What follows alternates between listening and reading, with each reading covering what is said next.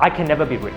If you work hard, yes, you get a reward, but if that is the only way you view wealth, that can be dangerous. Many times, people chase wealth at the expense of health. Wealth is healthy when it's not competing with things that money can't buy. How you invest your money is a very big sign of how you approach life. Wealth shows you things about yourself you never knew. So there's a whole lot of evidence, there's a whole lot of, information out there, but it doesn't necessarily help you to be more wealthy. Think about what wealth culture you have. How do you approach your money today?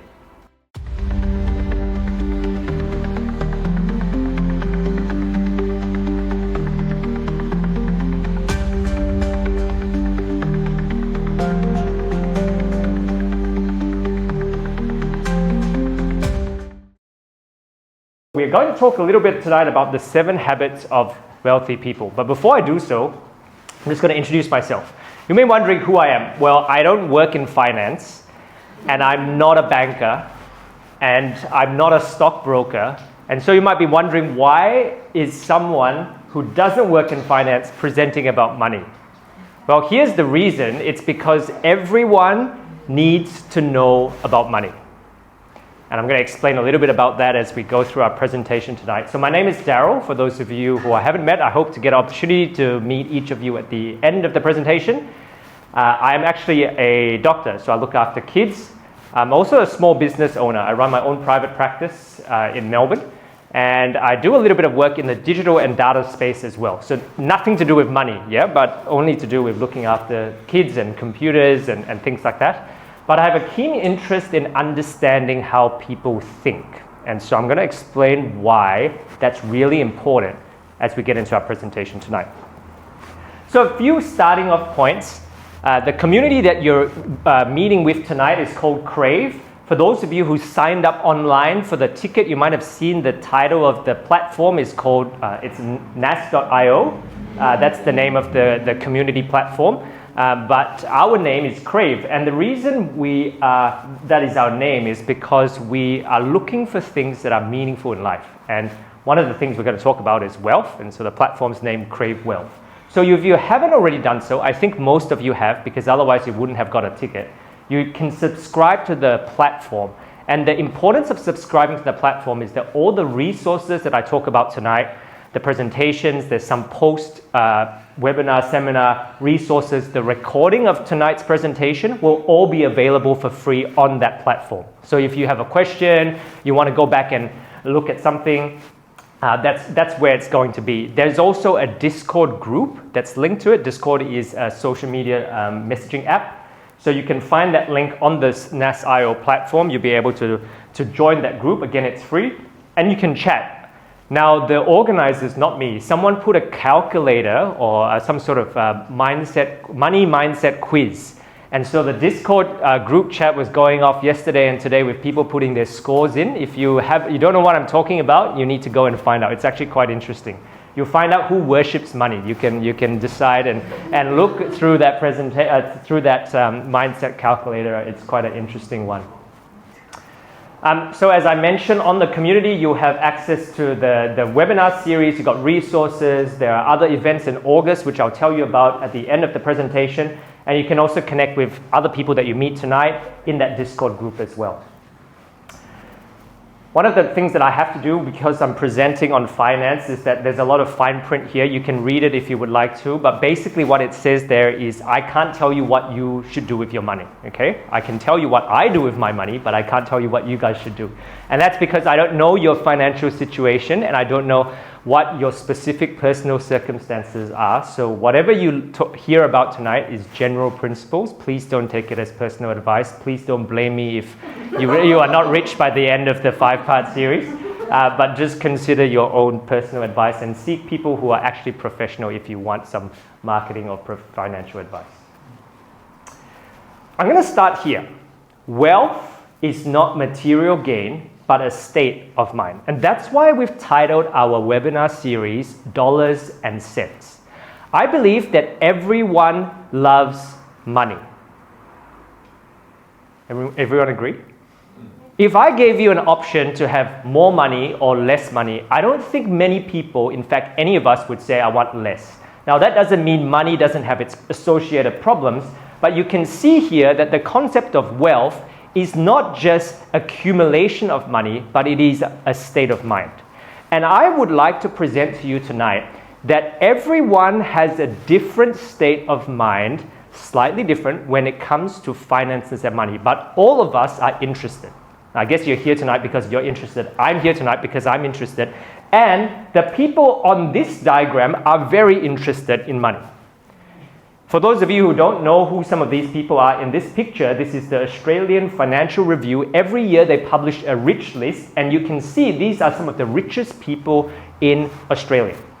The person on the left founded a company called Atlassian. This man has a very big mining company. This lady as well. This couple formed or founded Canva. You might use Canva in your illustrations or your design. This man loves his football, but he is also the founder of the Westfield Shopping Group. And so, wherever you go in Westfield, you can see these people.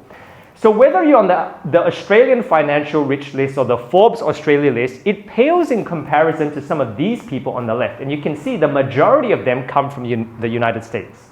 Sorry, the pictures are a little bit small, but you can see right on the left-hand side from the logo, you can tell who I'm talking about. Elon Musk is worth $251 billion. Well, his wealth fluctuates every day, right? Depending on whether someone's buying his cars or his stocks or what he posts on X. But you can tell that these people clearly have the mindset to earn more money. This man, the sole person that is not from the US, is Bernard Arnault. He owns this company called LVMH. Does anyone know what LVMH does?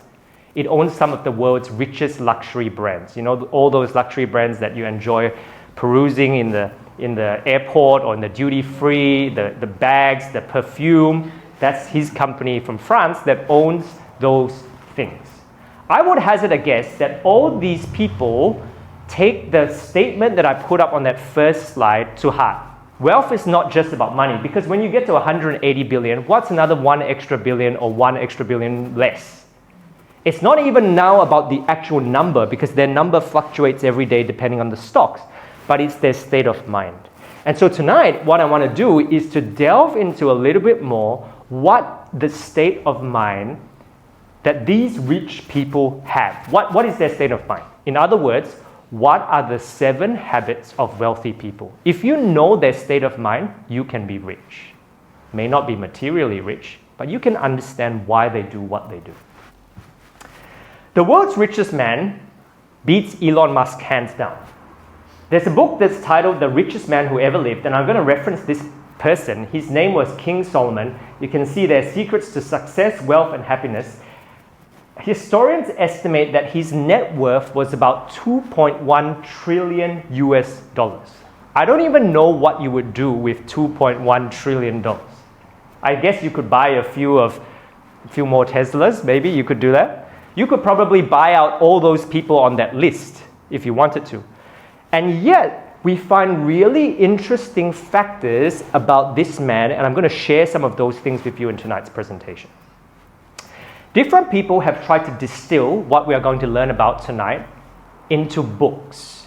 So for those of you who are interested in wealth, you may have seen some of these books. The one in the middle is probably the most famous one in Australia. Most people suggest that if you are interested and starting off in finance, you should read The Barefoot Investor. It gives you really simple things to build. Now, I'm not promoting the book, but if you're interested, you may want to go and look at that.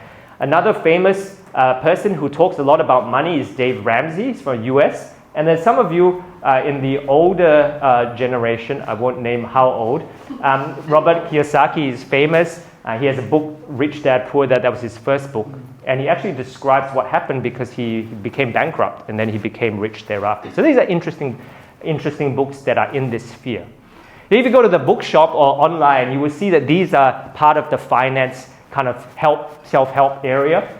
For you to be able to understand. And most people come to this because they want to get rich. So they're hoping that these guys will give you some special insights.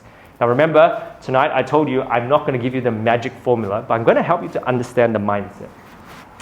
Well, if you're a little bit younger and part of Gen Z or Gen Alpha or whatever we're up to nowadays, you go on TikTok and Instagram. This is an article from the 3rd of March, so not that long ago, just 2 weeks ago, saying financial literacy content is trending on social media. They even have a name for people who do that. They're called finfluencers, finance influencers. And they go on there, they tell you what stocks to buy, when to sell your Bitcoin, when to buy something else, and all these types of things. And people, the older generation, read the books, and the younger generation goes to TikTok and Instagram.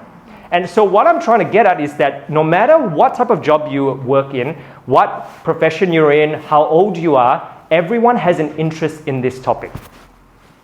But what it says is that millennials are ignoring their superannuation. So even though people get influenced or important information, supposedly important information, it doesn't always translate into them becoming richer. Do you understand what I'm trying to say? So there's a whole lot of evidence, there's a whole lot of, information out there that you can glean, that you can watch, that you can read, that you can scroll through, but it doesn't necessarily help you to be more wealthy. In fact, a famous actor once put it this way: I hope everybody could get rich and famous and will have everything they ever dreamed of so that they will know that it's not the answer. If you compared all those rich people that I put up on the screen before, and you asked how many of them were happy, I would hazard a guess that many of them are not. And that's why I say that wealth is a state of mind, not about financial gain. Leo Rostam put it this way: money can't buy happiness, but neither can poverty. And so tonight, I'm going to give you 3 lots of 7, okay? Everything has 7 tonight. In it, 7 wealth cultures is where we start. That calculator, if you did it before we came to tonight's presentation, gave you an insight into how people approach money. Now, this is not an exam. You don't have to put your hand up. But if you resonate with something on the screen, just take a mental note, okay? If you're too embarrassed to share with someone else, it's okay, because what I'm going to show you on the screen next may apply to you at some stage of your life. In money, in wealth, there are 7 definitions of wealth, or 7 wealth cultures. Now, I'm sorry the font is a little bit small, but I'll read them out for you. Again, you can get these presentations online. So if you want to take a picture or it's too small, it'll be available for you after the presentation. How is wealth defined for you? I'm going to give you 7 different ways that wealth is defined. Okay, so let me give you an example. The first one is something called a guilt wealth culture. It goes something like this: I'm not rich, but because I have more than some other people, I can't enjoy what I have, no matter how hard I work to acquire it, because I can't celebrate when others are suffering. Some people feel guilty about spending their money because there are other people who don't have the opportunity to get and to use that, and so therefore they don't spend their money. So what happens here, I see some people laughing, so they must resonate with someone, and that means that they tend to hoard their money a little bit because they're afraid to offend other people if they have it. It's guilt. So when they think about money, they feel guilty. Here's another culture: scarcity. Wealth is scarce, there's only so much to go around. The more someone has, the less is available to someone else. If I spend this money, it'll be gone. I'll never be able to replace it. So generosity is very difficult for a scarcity mindset. Envy is a problem. You're always looking at how much money do you have? How come your car is more expensive than mine? And I need to hoard, because if I don't save this money, if I don't keep this money, if I use it, then it will be gone. Then I'll never get it back. So what ends up happening is that you get very envious of the people around you because they either are going on a nice luxury trip or going overseas on a nice expensive airfare, taking pictures everywhere they go, and you say, oh, no, I have to keep this money. So when you operate in that mindset, it's called scarcity. This one may be more familiar to you: entitlement. Wealth is something owed to me. Because of whatever, I deserve my share of wealth. My people founded this city. Do you know who my mom or dad are? Do you know where I got my degree? How dare you deny me things I need and want? Often people talk about this in the Australian context as the people who go to a specific private school, who have a very famous father or mother who owns a big company, and therefore they inherit a big trust fund. You know, there was a meme on Instagram and TikTok making fun of people who are entitled, right? Looking for a guy in finance who's 6'5" and has a trust fund. This is what it's talking about. People who have entitlement because they feel like the world owes them a living. That's their wealth. On the opposite side, you have inferiority. This is, wealth is a birthright for others. This often happens when you are born into a working class family. Because what happens here is, wealth, that's not for me. I don't have a famous father. I'm in the wrong family. I live on the wrong side of the train tracks. You heard this before? I grew up in social housing, and therefore, I have the wrong friends. People in my suburb don't get wealthy. I'm always inferior. So they feel and treat wealth like, no, I can never be rich. I can never ascertain that. I can never obtain that. And so that mindset limits the way or influences the way they deal with money. Scarcity, guilt, inferiority, entitlement. Here's 3 more.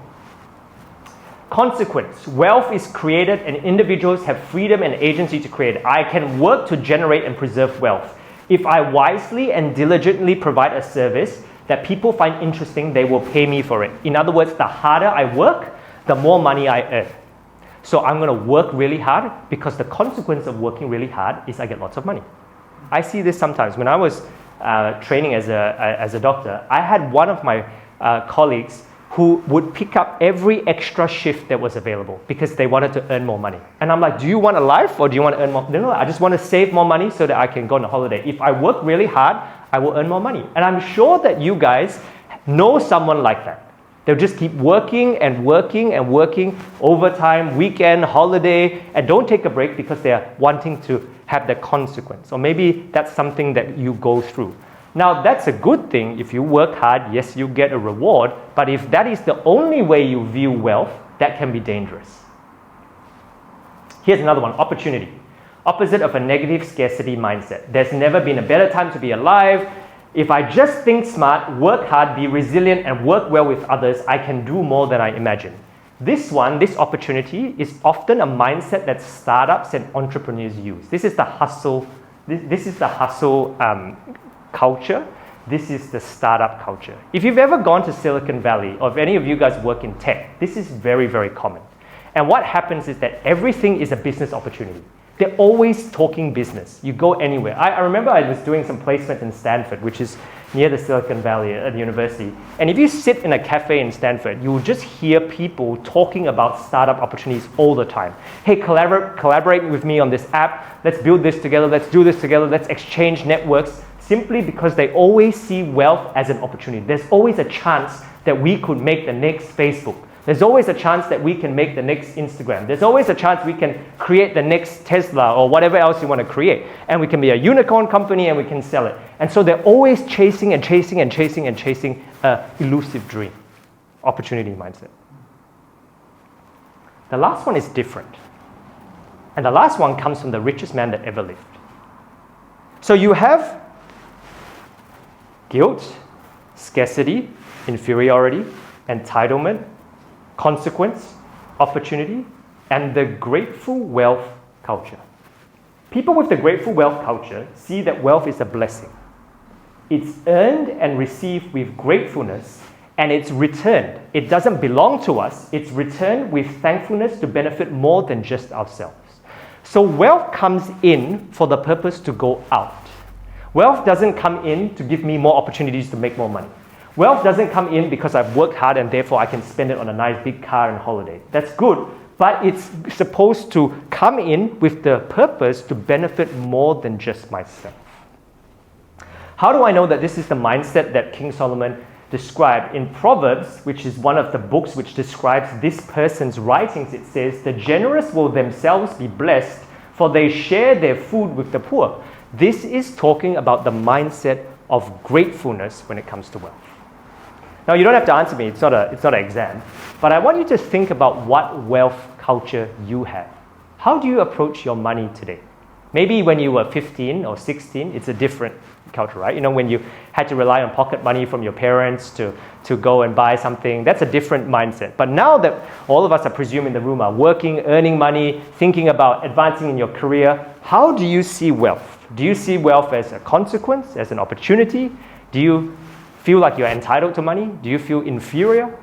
I would like to present to you that if you have a grateful wealth culture, it will revolutionize the way you see money and everything associated with it.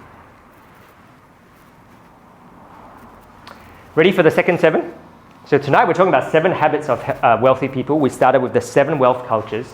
I'm going to summarize all the insights for you, at least my take on it, into 7 things about wealth. Okay, so this is the second 7. Number 1, the desire for wealth is good and healthy. Because wealth is a state of mind. Wealth is not an accumulation of money. So the desire for wealth is good and healthy. And so the question for each of these statements about wealth, I put a question at the bottom. If you're thinking about what this means, that's the practical application for you. How do you know that your desire for wealth is good? How do you know about your desire for wealth? Well, have you set your financial and life goals? If I came up to you tonight and said, hey, Risa, what is your financial goals for the next 10 years? Would you know? Do you have an idea? For some people, they've set their financial goals. I want a big house and a big car. I'm not talking about what things you want to buy. I'm talking about what do you think your financial goals are and how do they align with your life? Because if you have a desire for wealth, you will naturally create that. If you go to any financial planner, they will tell you that people who write their financial goals down are more likely to be wealthy than people who don't write it down. So even if you know what it is in your brain, they encourage you to write it down because it actually means you are more likely to get there. It's just like if you want to run a marathon, if you buy the marathon ticket, you're more likely to be able to run the marathon than if you don't buy the ticket and just talk about it all the time. People know what I'm talking about. Number 2, wealth is healthy when it's not competing with things that money can't buy. Wealth is healthy when it's not competing with things that money can't buy. So let me give you a very classic example of what this means. Many times, people chase wealth at the expense of health. They work really hard and really late and really long shifts because they want to earn money at the expense of their health. So health is competing with wealth. Does that make sense? So the question I have is, what time frames for money and life do you have? If you are able to set your goals, you will know and understand about the desire, but the time frames give you a more realistic expectation of this. Let me give you an example. Many people want to become a millionaire before they retire. The average Australian, they say, retires with about $500,000 to $600,000 in their super. Average Australian couple. And that means that, if you put two together, sometimes it can be $1 million, they want to get there. So some people say, I want to reach $1 million by 50 years old, or 45 years old, or 40 years old. Now, if you're chasing your first million by 30, you're going to be working pretty hard between the age of 20 and 30. That's a time frame. Does that make sense? And something has to give. If you're going to rush to get to 1 million by 30, you're going to have to do something. And the next presentation, I'm going to tell you a little bit about the concept of FIRE and financial freedom.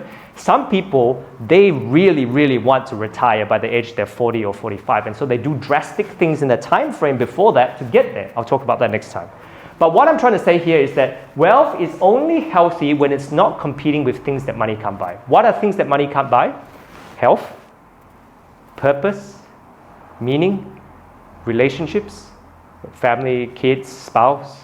These are things that money can't buy. The MasterCard ad, right? Priceless, things that money can't buy. That's what it's about. Wealth is not healthy when it's competing with them because something gives. And most of the time, it's the non-money related thing that gives without you realizing. Number 3, wealth brings increased responsibility and also increased headaches. I don't want you to think that those rich people on the screen have less headaches than you. They have more headaches because when you earn more money, you need to think about how to not lose that money, and you need to think about how to invest it, and you need to think about who is trying to steal your money, right? No one tries to rob a poor person. If you know they're poor, you can be safe. If you have $0 in your bank account, if you have $0 in your wallet, if someone stole your wallet, doesn't matter. If you have $1 million in your wallet and you know that people could steal it, you can't sleep at night. That's why they say the people who can sleep the best at night are the people who have nothing in their bank account because there's nothing to steal, right? So the question here, especially in Australia, is that most of the time, things that give people headaches when it comes to wealth is debt. Credit card debt, mortgage, HECS debt, all sorts of debt. So my question is, how are you managing your debt?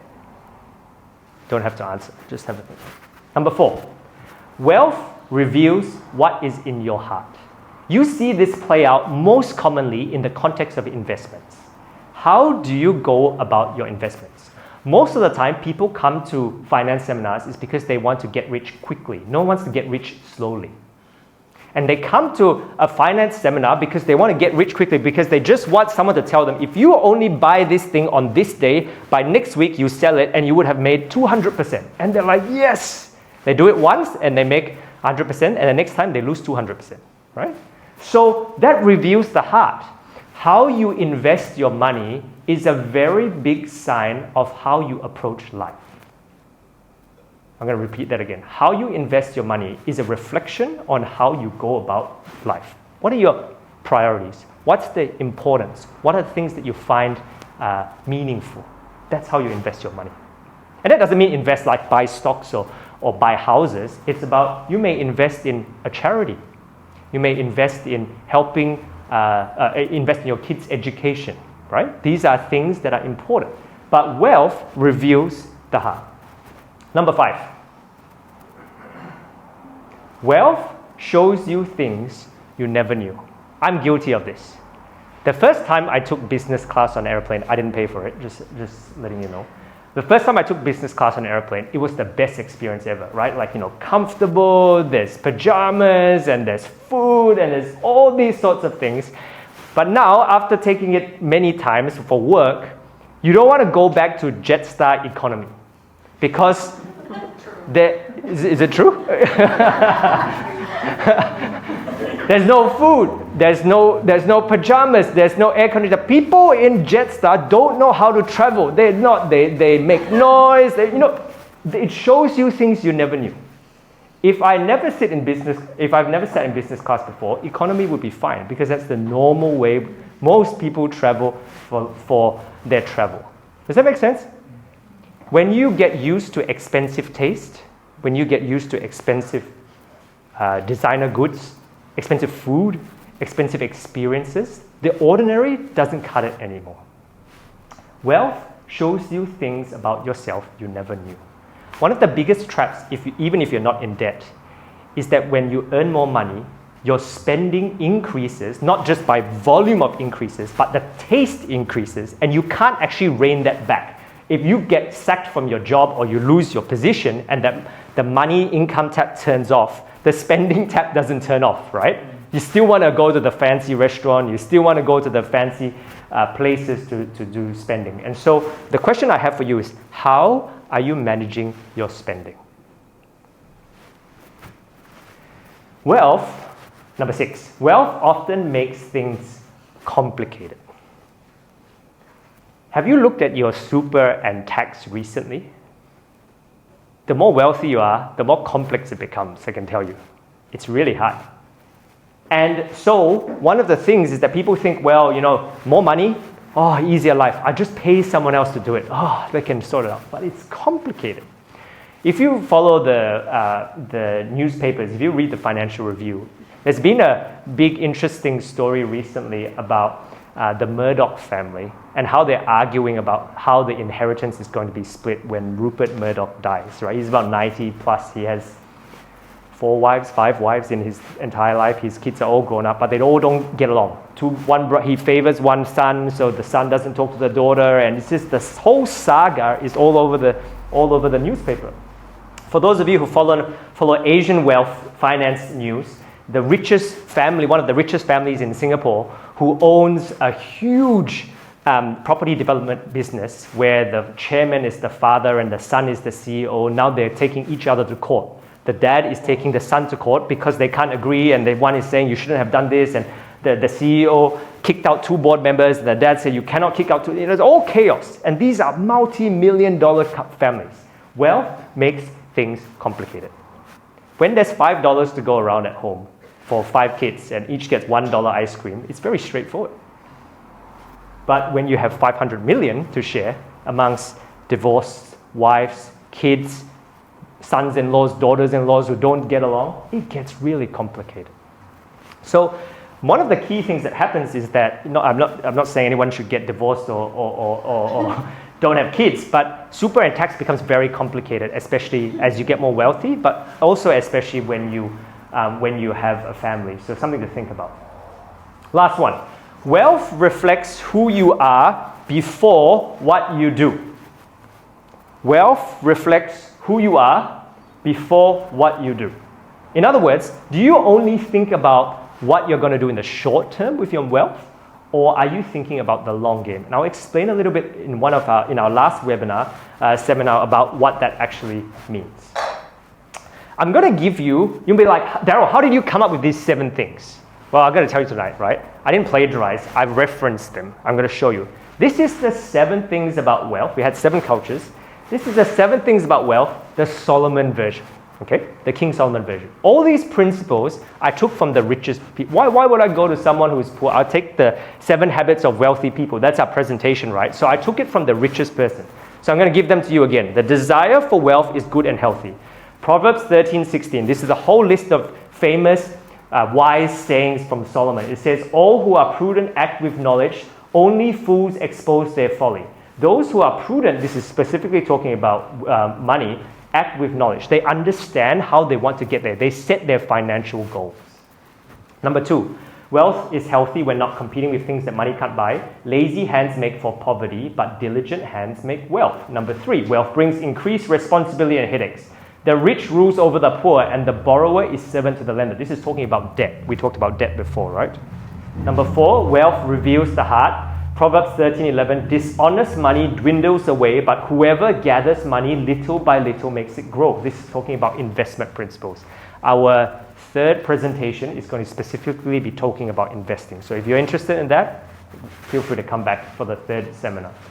Number 5, wealth shows you things you never knew. Proverbs 21:20, the wise have wealth and luxury, but fools spend whatever they get. Well, spending. Remember we were talking about spending before? Number 6, wealth often makes things complicated. The plans of the diligent lead surely to plenty, but those of everyone who is hasty to poverty. How do you plan diligently for your wealth? Your legacy, in other words. Last one, wealth reflects who you are before what you do. Remember the grateful culture, mindset culture? The generous will themselves be blessed, for they share their food with the poor. Wealth reflects who you are and your state of mind before what you actually do with your money. So let me put it together for you in 7 steps. If you were to take something practical away from tonight, between now and the next seminar, where we will delve into each of these things. I'm going to delve into each of these last 7 things over the next 4 presentations, okay? So I'm going to summarize it for you. Number 1, set your financial goals. Number 2, set your financial time frames. You have 1 month to do that between now and the next seminar. I'm going to quiz you. No, I'm not going to. Number 3, spending. Think about your spending. I put reduce because most people don't need to spend more. They need to spend less. Number 4, most people don't need to go into more debt. They need to reduce their debt. Yeah? So first, set your goals and your time frames, because without your goals and time frames, you don't know how to adjust your spending and your debt. Does that make sense? So if you know your goals and timeframes, next presentation we'll be talking about financial freedom, financial independence, the concept of what that means. That will influence how you adjust your spending and how you adjust your debt. After that, you can start with the parallel concept of investing. If you don't already invest, that again does not mean rush out and try and buy all the Trump coins or whatever other coins that exist. Investing can mean something very simple. That doesn't necessarily mean you have to buy stocks. It can be investing in what helps you to get to your goal and your time frame. Number 6, reduce your tax. For those of you who maybe earn a little bit more or have a family or other components, taxation is really important in the Australian context. We have one of the world's highest tax rates. For better or for worse. That gives us some privileges for people on welfare, on Centrelink. We have a nice road to drive on. We have free healthcare in the hospital if you get into a car accident. But it does mean that there are ways that you can optimize that. So think about what that means as a single person, as a married person with a family and kids. Taxation rules and taxation things can change. So that's really important, because this means that you can keep more of the money that you earned. Number 7, think about super, think about your legacy, and think about what happens when you die. I know this sounds really morbid, like you came to a webinar to get rich and then someone's telling you, think about what happens when you die. But really, this is just a reflection on this. If my goal is to leave everything that I have to my children, then that's reflected in my will, yeah? If I'm a single person and I'm not married and I don't have kids and I'm 60 years old or 70 years old, where does my money go even if I had $30 million? Well, it depends on what your goals and your time frames are, right? So don't forget about these things. The long game of super, the long game of your legacy, and the long game of wills. So just remember, 7 points. So we had 7 mindsets, 7 habits, and now we have 7 key practical points for wealth creation. Set your goals, set your time frames, reduce your spending, reduce your debt, start investing, reduce your tax, and think about super, legacy, and wills. If you don't know what to do, well, here or where to start, I've got the answer for you. Because here's how it's going to work. Every second Friday of every month, starting from today, so next one is April, then May, June, July, we will have a presentation diving into some parts of that 7 wealth creation steps. Okay, so if you go, I have no idea how to set goals and time frames when it comes to money, well, come back next time and we'll give you a hint. If you want the upmarket, advanced express lane, join the community and keep a watch in the Discord group, because some of the ideas, concepts, podcasts, articles, calculators, all sorts of things, we will post there for you to give you a head start. You might need some practical tips. Okay, so like what does a financial goal look like? Give me an example of what that is. Well, we have got an article that will be there for you to be able to do that. Also an opportunity for you to engage and ask questions. Maybe you're wondering, oh, okay, where do I start about reducing debt? Like, is there something I can read? Is there a podcast? Does anyone have a podcast? Put it into the Discord group and someone may be able to respond to you. In the lead up to the next webinar in April, we will have a pre-reading to give you some insights into one or two of those tips that we'll talk about next time as well. Okay, so that's how it's going to work. Again, I mentioned the material. This is where it is. It's on the NAS community. Go and have a look. And just to give you an idea of what this looks like, over the next 4 presentations and then some special events in August, which I'll cover later, we're going to do 4th of April, 9th of May, 13th of June, 11th of July. All these 4 series will cover those 7 wealth creation steps that I talked about tonight. The next one in April is get rich slowly, or at least stop getting poor quickly. What we're going to talk about is, can you budget your way out of debt, or can you just set FIRE to everything? Now, FIRE, for those of you who are not aware, FIRE stands for financial independence, or financially independent and retire early, FIRE, it's an acronym. This is very popular, it's been popular for about the last 10 to 15 years as a concept. And so next time, we're actually going to talk about this as a practical way of looking at understanding goals and time frames. So we talk about budget, earning, spending, financial independence, potentially retiring early. Thank you for listening. That's the end of the presentation. April 4th is our next seminar. It will be here, same location, same time. Come at 6:30 for some light refreshments, and then we start again at 7 o'clock. And be sure to tune in to the community group and the Discord group to be able to get information as well. That's it.